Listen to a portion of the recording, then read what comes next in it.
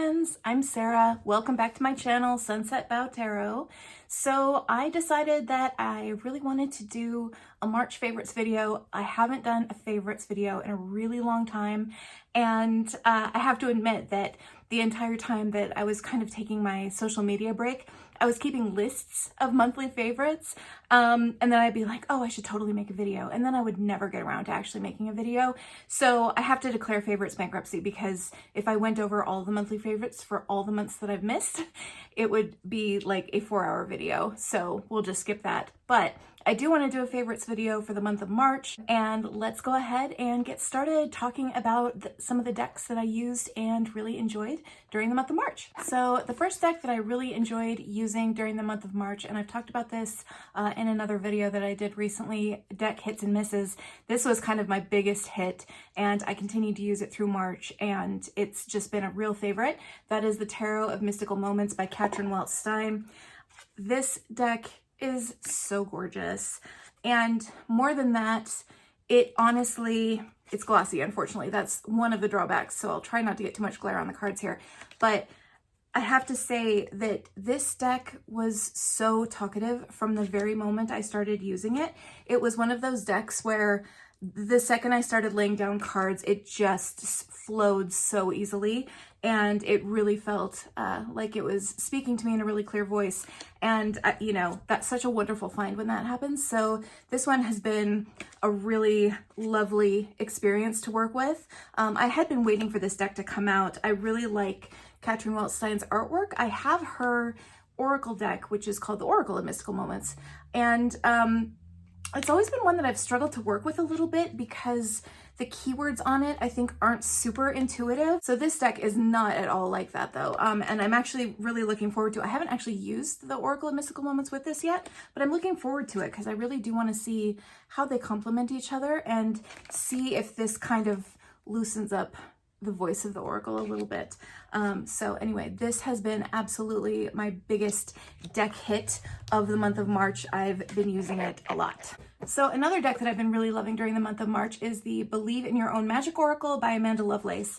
I don't actually have a ton of decks like this. Whoops, these are the backs. These sort of Oracle decks that are more affirmation kind of style Oracle decks, I don't really have a ton of those. For some reason, actually, I know exactly what the reason is. This one really spoke to me. And I think it's a combination of the fact that it has this sort of wonderful, you know, modern day kind of feel to a lot of the cards, but then there's also this sort of witchy, mermaidy kind of theme going on underneath. Plus, this deck, I have to say, more than any other Oracle deck I've ever seen, has so many representations of women of size, and that there's just so much more body diversity in this than you see in a lot of other Oracle decks, which I find tend to be very body beautiful in a lot of cases. And this one, I'd say the majority of the women depicted in this deck are larger women, and so that to me is so wonderful about it. This one really makes me feel seen and represented, and I just really enjoy this one. So this has just been kind of a really happy making deck for me. It has really interesting messages that it gives. The keywords are interesting, and it just really has spoken to me over the past month. I've really enjoyed getting this one out and pulling cards from it, and it's just been really great. So again, this is the Believe in Your Own Magic Oracle by Amanda Lovelace. So let's talk about books. I didn't actually do a ton of reading during the month of March. One of the books that I did read and really enjoyed is I finally got around to reading Solutions and Other Problems by Ali Brosh. If you've ever read Hyperbole and a Half, or you recall her old comic style blog that she used to have called Hyperbole and a Half. Her first book was, you know, based on a lot of what she had done on the blog. And then she took a long break from writing, had a lot of other things going on in her life, but came back with another book, Solutions and Other Problems. And I just enjoyed it so much. Her work is so funny, but also thought-provoking, and also incredibly honest and real about things like mental health. And I just could not have enjoyed that book more. So highly, highly recommend. Ali Brosh if you haven't read any of her stuff. Another book that I read over the month of March is The Wife Upstairs by Rachel Hawkins.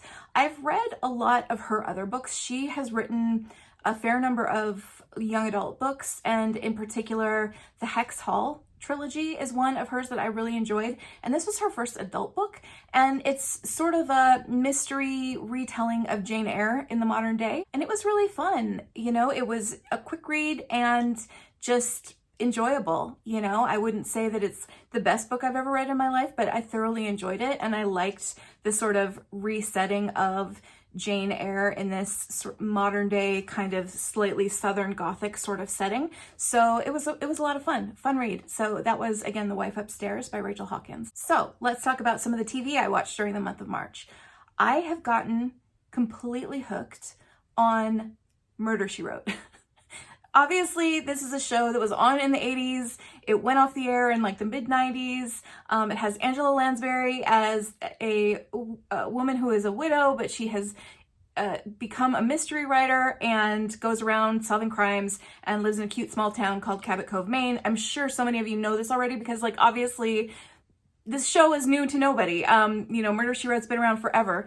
But I had never watched it because when I was a kid, it just, you know, I wasn't into like adult murder mystery types of shows when it was on in the 80s, because I was a kid in the 80s, and I just recently started watching it and I have gotten so hooked. Jessica Fletcher is like my idol. It holds up really well, even despite the fact that it was all made in the 80s. Generally speaking, the writing and the, you know, characters and everything about it just honestly really holds up, and it's actually really, really well written, which I didn't realize going in how well written it was going to turn out to be. All of the murder mysteries are quite intricate so far and very unexpected in terms of the ending, but you can see, you know, looking back how they were setting it up all along. They're just honestly well-written mysteries for each episode.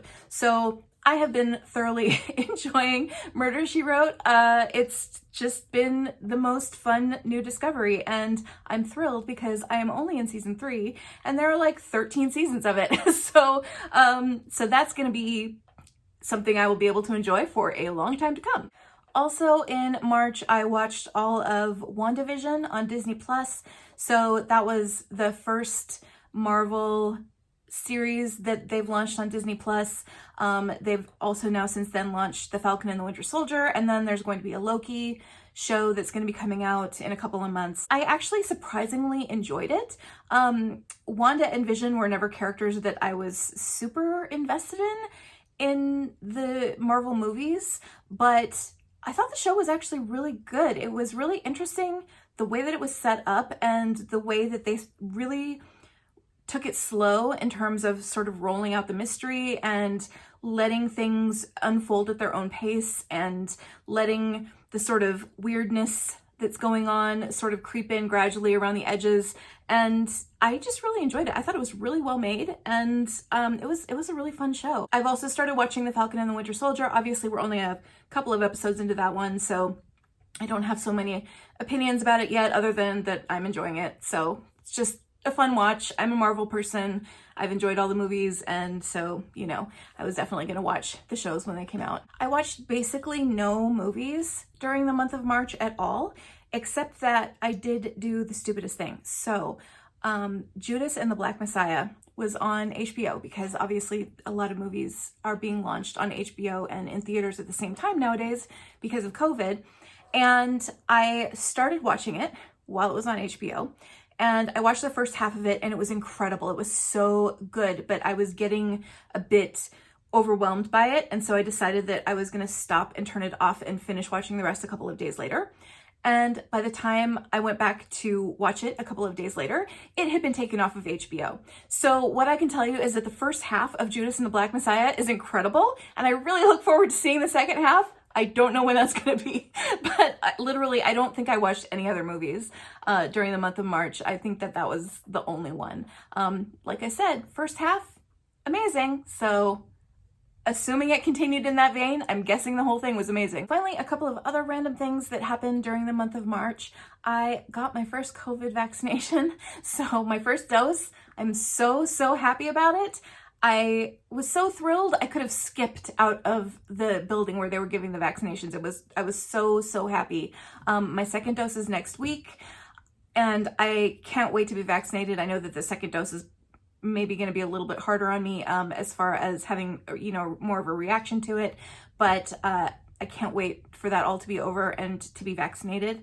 There are so many things that I want to do out in the world, obviously still masked and everything, but I will feel so much more comfortable going and doing things like I desperately need a haircut. I haven't cut my hair in a year. I really want to go to a craft store. There are just so many things that I will feel more comfortable doing now that I'm vaccinated. You know, not things that maybe were, you know, non-essential to do before I was vaccinated, but that I will feel like I can do more safely now. And I just honestly can't wait. So that is one very happy and exciting thing that happened during the month of March. So another thing that's been going on recently is that towards the end of last year, I guess maybe like early fall of last year, I got completely obsessed with BTS. I like went straight down the rabbit hole and it all spiraled until I was like hardcore ARMY. It was a pandemic, things transpire, whatever makes you happy, right? Like, and it was making me so happy and I was having so much fun. So anyway, I got super into BTS, and the best part of it is that I have managed to get a couple of tarot tube friends to go down the rabbit hole with me over the past month, which has been so fantastic. So this goes out to Julie from Peekaboo Rose and Heather Carter. It's been fun, you guys. So I'm going to try to keep this one kind of short because I'm just sort of, you know, dipping my toe back into doing monthly favorites, but hoping to keep this up now for a little while. I will say as sort of a preview for what's coming up for me for the next month. I am actually going to be doing something that I don't normally do with tarot decks, and I am going to be doing a month-long deep dive with the Witch's Wisdom Tarot. I usually like to pick decks very intuitively depending on what reading I'm doing. You know, I really find that different decks kind of feel right for different readings, and you know, working with the exact same deck from one reading to the next for an entire month just feels super limiting to me. But this particular deck, I really feel like I need to spend some real quality time with because it really shifts up the system of tarot a lot. So I'm going to be doing an Instagram challenge using just this deck for the month of April. I have been so looking forward to working with this deck. I think that the artwork is just beautiful. So I am so excited to spend time working with this one. I'm just really looking forward to it. It's just a beautiful deck, and I'm so excited to see how it works for me. So that's it for my March favorites. Thanks so much, you guys, for following along with me while we talked about some fun things that I really enjoyed during the month of March. Again, if you are interested in taking a look at what I'm doing with the Witch's Wisdom Tarot over on my Instagram, that is linked down below. My website is also linked down below if you are interested in getting a reading from me, and look forward to seeing you all in the next video. Thanks so much. Bye-bye.